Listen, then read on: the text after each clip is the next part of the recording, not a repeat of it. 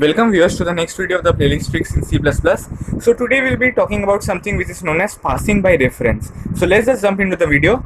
Let's say we have a variable int b equals to 5 and we just create a copy of this variable int c equals to b, and then we do C++, increment the c by 1 and then c out b. Then what will be the output? The output will be 5 because we have made no changes in b but we have made changes only in c. But let's say we want to make changes in b, then what do? We just simply add an ampersand symbol before this c, and now the output will be 6 over here. So why is this happening?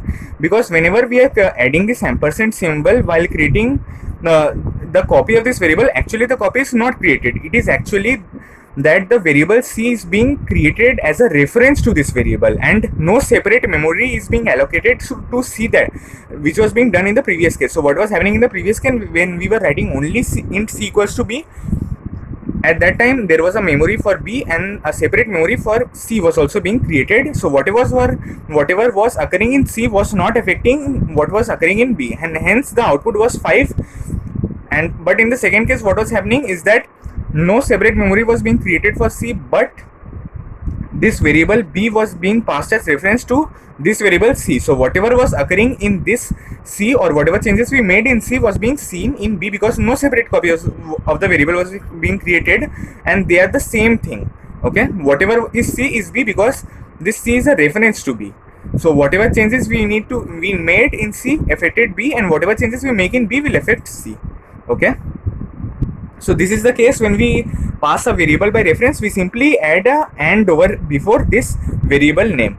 Okay, so now we will study about this ampersand symbol or passing by reference in more detail. So what did we learn? That whenever we pass by reference, no separate copy is being created and whatever changes made in one variable will be affected in the other variable, which was not happening in the previous case when we didn't add the ampersand symbol.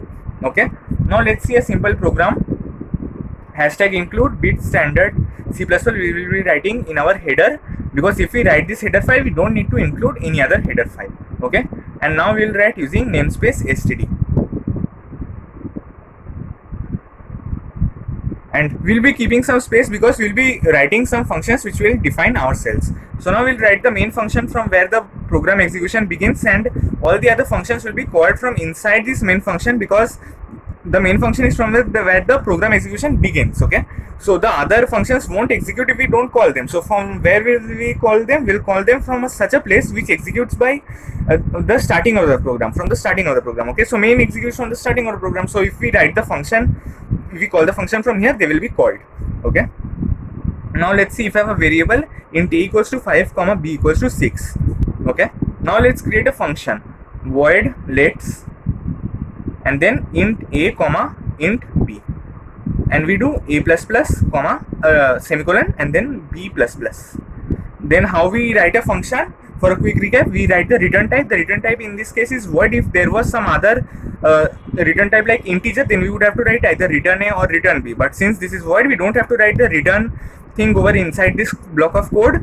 And after that, after this return type, we need to write the function name, then whatever the arguments we need to pass over here. So since we have created the function, we will call the function, and while calling the functions we will also give the arguments. Okay, so we'll give the arguments as let's, which was the name of the function which we wrote over here, and then a comma b which we have created over here, these two variables. Okay, these variables are being passed to this. Even if we mentioned them as c comma t, there would have been no difference because this is a function which is different from this function. Okay, so 5 and 6 would have been passed even if we write even if we would have written c comma t over here. Okay, and now if we do c out a after calling the function, then space and then b, then what will be the output? The output will be 5 space 6. Okay, but now if we add this ampersand symbol over here before these two variables, then what will be the output? The output will change to 6 space 7.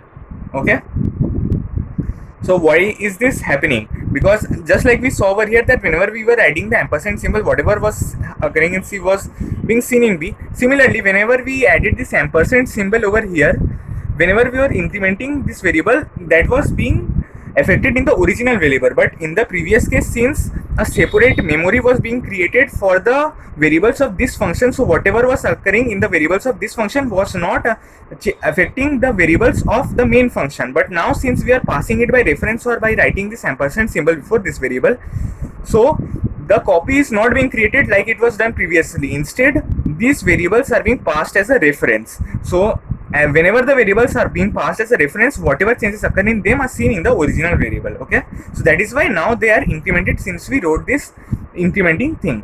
And now if we have a vector, let's say vector int v equals to 1 comma 2 comma 3 comma 4 comma 5. Okay, now since we have created a vector, we will also create a function where we will be taking a vector as the input.